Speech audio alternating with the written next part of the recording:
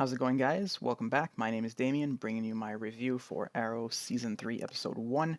The premiere was absolutely amazing, and there's so much to talk about, and so many things that I actually really enjoyed about this episode. So if you haven't seen the episode yet, you definitely want to click off and maybe come back later. But a lot of spoilers ahead, so just giving you a heads up. First of all, the episode was an A plus in my opinion. The pacing was great. The episode's main writing and plot was great. The acting was on point.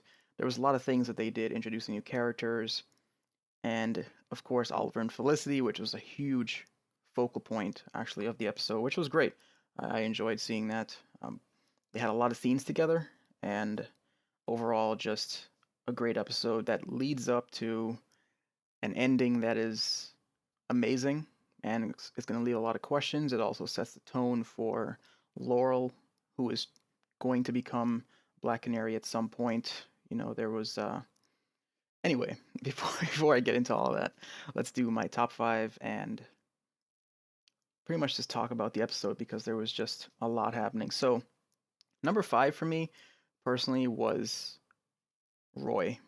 I felt like once I saw Roy undergoing training to become officially Red Arrow, I wanted to see more of him. I wanted to see him in costume and kind of just more in his role. And now, with the time jump that they also had alongside Flash and so on, with the few months that passed by, the episode was appropriately titled The Calm. So, having Red Arrow with Roy getting some screen time and being just in the swing of things with his nice outfit, his costume is on, and you can see now he is, for the most part, a full-fledged, mini Green Arrow, if you want to look at it that way. And it was great. It was great that he's doing that. He's officially a part of Team Arrow now, and I want to see him get some more, screen time. I want to see him have some of his own storylines and things like that because Red Arrow is, he's great. So it was nice to see him in the episode and just have him be the one to actually save the day at the end. So that was great because kind of putting that responsibility on him as a sidekick, I enjoyed that a lot. So that was great. Number four was it's got to be Ray Palmer bringing in Adam is he's a main, well, not a main, but he is a DC hero.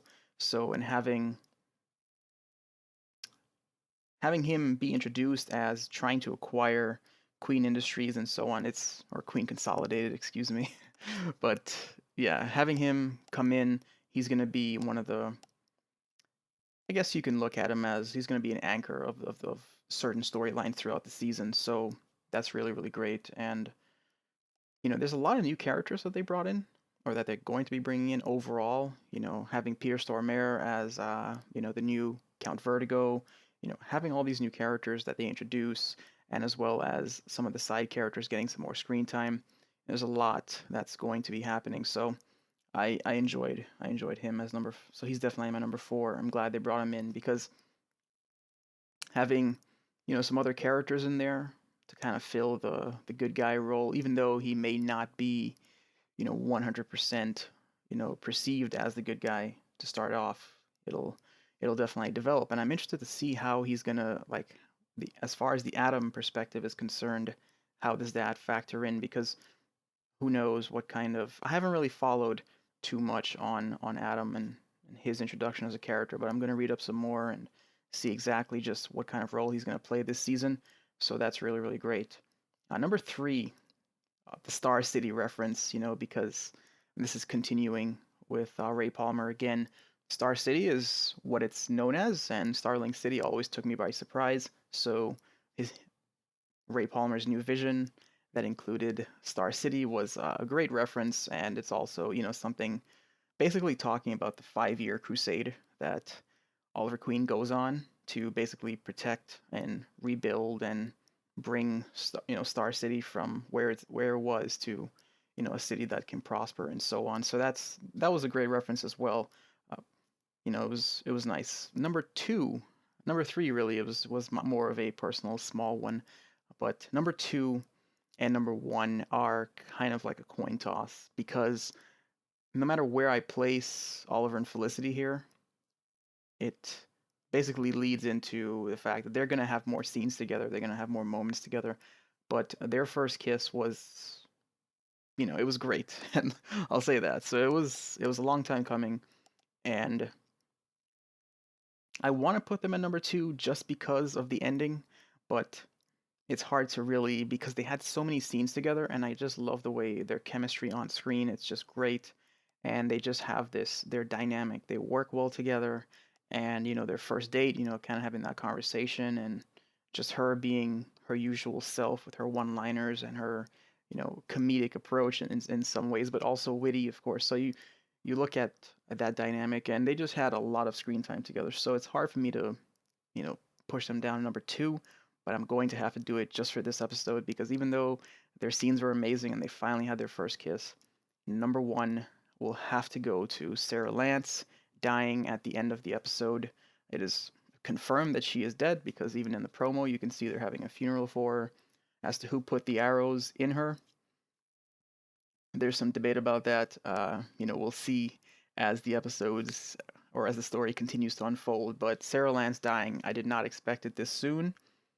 I knew something was gonna have to happen to Sara Lance as a character on the show because only then could Laurel Lance begin her journey to actually become the Black Canary. But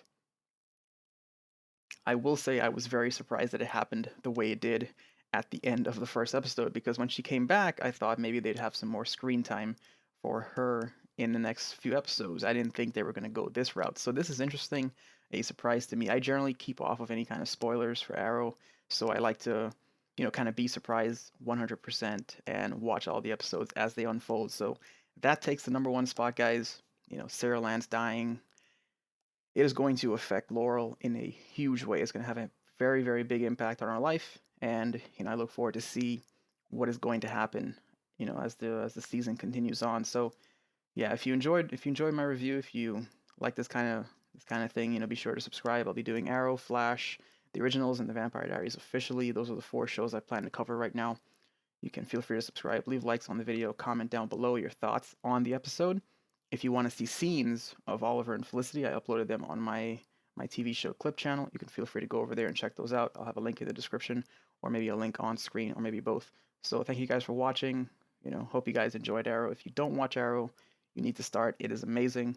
This episode was great, an A+ from me, and I'll see you guys later. Thanks for watching.